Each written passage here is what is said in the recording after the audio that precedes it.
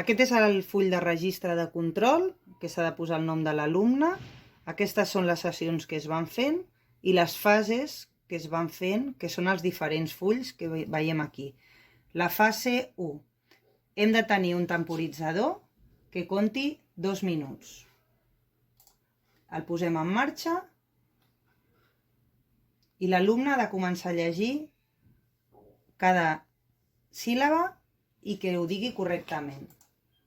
Per exemple, pa, ca, go, fi, po, te, fe, ma, i l'adult que està al costat és el que va indicant-li amb el dit que pot passar a la següent perquè ho ha fet bé.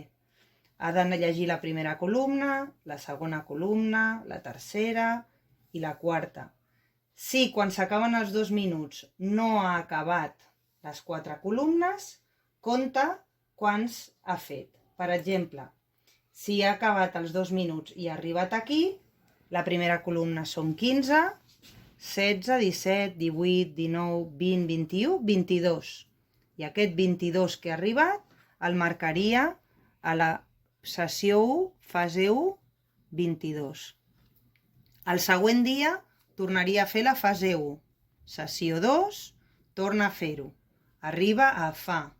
Doncs s'apunta 15, 30, 31, 32, 33, 34, 35, 36, 37, 38. I s'apuntaria 38. En el cas de que un alumne amb els 2 minuts acabi les 4 columnes, passa a la fase 2 i torna a fer el mateix. Per exemple, si l'alumne ha fet la sessió 1, la fase 1 l'ha fet completa, ja li poseu una creueta i comença amb la fase 2, però posant el rellotge una altra vegada a 2 minuts. I torna a començar. Ap, ef, as, os, in, os, us... Així, les 4 columnes. Si li dona temps a acabar les 4 columnes, seguiria per la fase 3.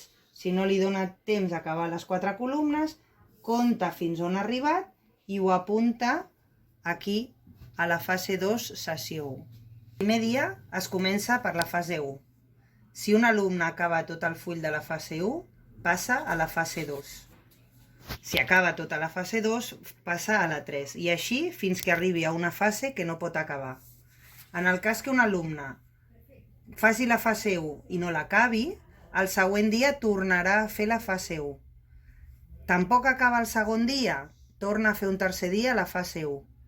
Quan sigui capaç d'acabar tota la fase 1 en 2 minuts és quan podrà passar el dia següent a fer la fase 2.